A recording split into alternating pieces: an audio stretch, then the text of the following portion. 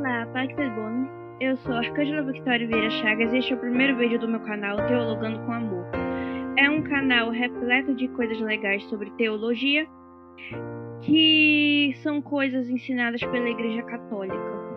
Então, vamos começar?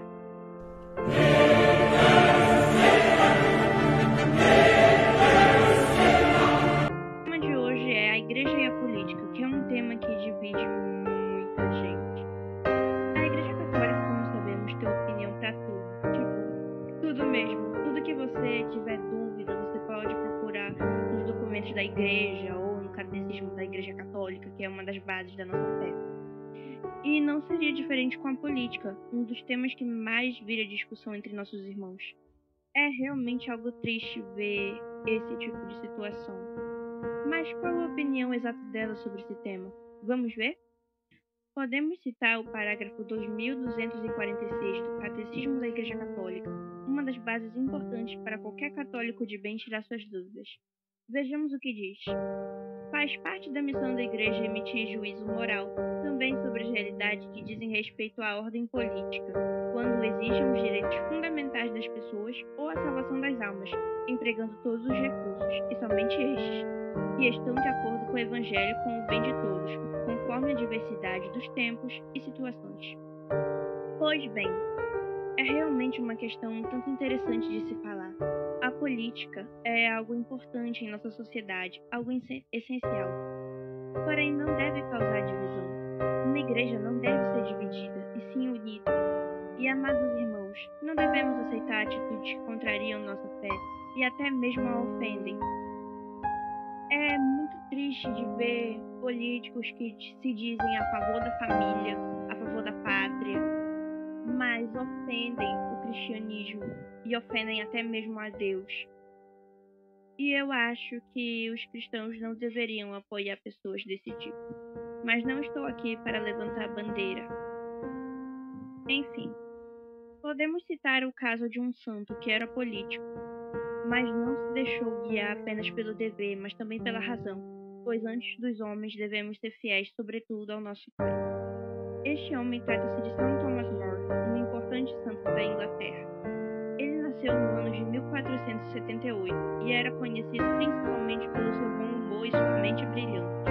Não só com contribuições para a Igreja, ele contribuiu também com a literatura universal, escrevendo livros como Utopia e Oração para o Bom Humor.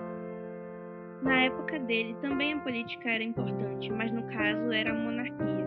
O monarca da época era Henrique VIII, e até algum tempo antes era considerado um defensor da fé pelo Papa, ao escrever documentos em defesa dos 7 sacramentos, contrariando o protestantismo, que na época estava se espalhando sob a liderança de Martinho Lutero. No caso, esse documento se chama Em Defesa dos 7 Sacramentos e está disponível na internet para quem quiser ver. Basicamente, ele escreveu contra a heresia que estava se espalhando na época, de que os 7 sacramentos não valiam nada. Não valiam nada, não precisava a confissão, a Eucaristia, não precisava nada. Porém, o rei deixou-se seduzir pelas paixões da carne e pensou em abandonar sua esposa, a rainha Catarina de Aragão, com quem fora casada por exatos 24 anos, para casar-se com a jovem dama de companhia Ana Bolena, por quem estava perdidamente apaixonado. Mas, como sabemos, o casamento é algo sagrado e indissolúvel. Pode fazer o que quiser, mas não dá para negar que você foi casado um dia. Henrique pediu uma anulação ao Papa e, após ter sido negado, ele cometeu algo um tanto blasfemo. Resolveu criar sua própria igreja, que no caso é a Igreja Anglicana. Expulsou sua esposa do palácio e casou-se com a jovem Ana. Uma das pessoas que discordavam desse casamento era justamente São Thomas More. Ele acreditava que, abaixo de Deus, a única autoridade era o Santo Papa, não a monarquia. Por conta disso, o rei Henrique, enfurecido, acusou São Thomas More de heresia e pouco tempo depois o decapitou. Mas, pelo que a história conta, todo o esforço de Henrique foi em vão, pois um ano após a morte do santo, Ana Bolena também foi decapitada. Ou seja, uma heresia que podia ter sido evitada, não podia? E o que aprendemos com o testemunho de Thomas More? De certa forma, devemos nos interessar por política, política, como disse, é algo essencial, uma das bases da nossa sociedade. Mas não devemos permitir algumas coisas. Primeiramente, não devemos permitir que isso cause divisão. Segundo, não podemos concordar com coisas erradas. E acima de tudo, antes do dever, a razão e a fé. Nenhum homem deve tomar o lugar de Deus.